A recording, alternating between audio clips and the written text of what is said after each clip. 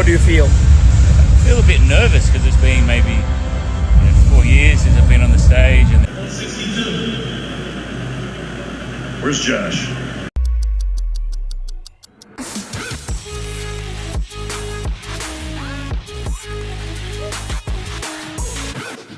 Hi guys, welcome back with the complete lineup result of Men's Open Division of Masters Olympia 2023. So 55 years old Vinny Galanti has taken last place in the Masters Olympia 2023. All the way from Russia, Vladimir Agorinsky has arrived at 13th place. While Michael Eli brought a very shredded physique and size-wise he was impressive as well, but his wide midsection and shape hindered him from placing higher. There was so much hype among fans about Robert Bernayka's return. He's a mass monster and he has some freaky body parts. His conditioning was also very impressive and he was very vascular as well. But there was not much muscle separation and details in his physique. He had to settle for 11th place only. The oldest contestant in the lineup, 59 years young Rusty Jeffers, has managed to beat 4 contestants and he took 10th place. Rusty has been competing in bodybuilding shows more than 40 years and he still looks amazing. He has presented a very decent physique with his artistic posing routine. Logan Robson from Australia has taken 9th place. He had calf tear right before stepping on stage, but he still managed to compete throughout the entire event. On obviously stage day, I put my left calf back to have a look at the lines and that, and just basically checking out the cool shit going on in the dry calves. And next thing, pop, pop, pop, pop, pop, pop. It flooded up my calf. And basically tore my calf to pieces. That was pop, pop, pop, my calf tearing.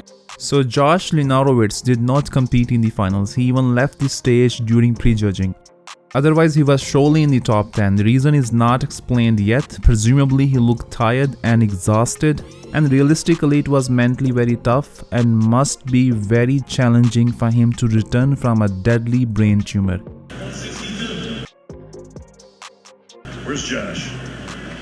How do you feel? I feel a bit nervous because it's been maybe 4 years since I've been on the stage. And his main plan was to win the title and qualify to the Mr. Olympia, and undeniably he potentially could win the Masters Olympia. But unfortunately it did not go according to his plan. So wish him the best for his future endeavors and hopefully his health is on point. I'm just praying that I get moved in the middle, and then I win that title, and then I can spend the whole rest of it moving to Dubai and prepping for the Olympia.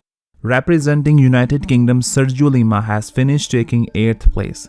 He's very impressive from size standpoint, but he always has hard time nailing his conditioning. So hopefully he finds the right formula to bring the crisp, sharp conditioning next year.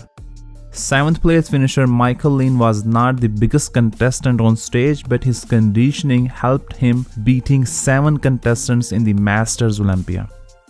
Slavoj Bednar from Czech Republic brought one of his best physiques size-wise, conditioning-wise, which led him taking 6th place. It was his 5th pro show this year.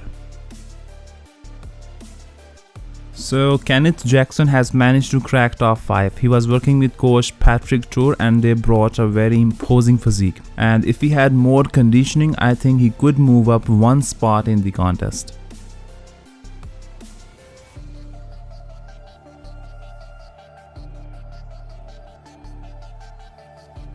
Fred Small was arguably one of the most shredded contestants in the Masters Olympia, and I think he had the best legs development compared to entire lineup.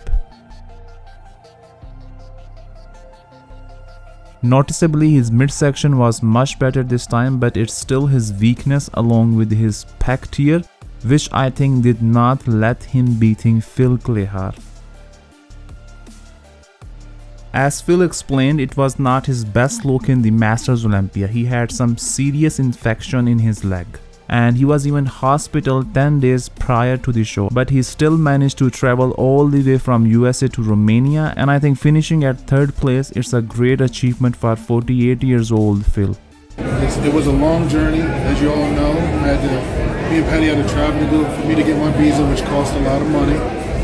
Ran into a lot of obstacles, even prior, before then. I got a very bad skin infection, very, very bad.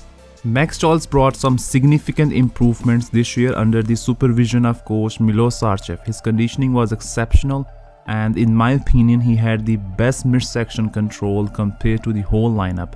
And overall, he looks much better this time.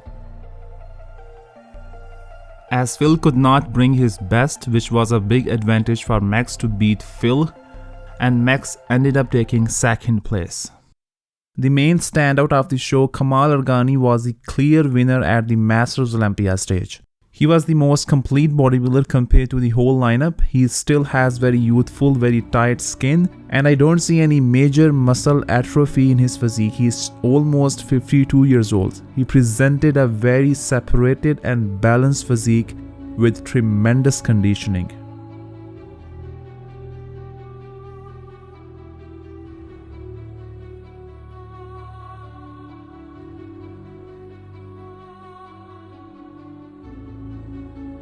Left my family for 2.5 months. I was finished my prep in Dubai. It's surely an emotional win for him, as he was away from his family for more than 2 months.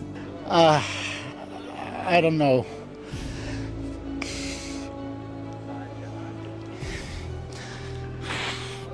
It means a lot to me. I know I've seen a lot of gossip, a lot of shit talking about from people behind the keyboards. Masters Olympia, who's gonna be there, who's gonna be this. We showed them what the Masters means today. We really showed them.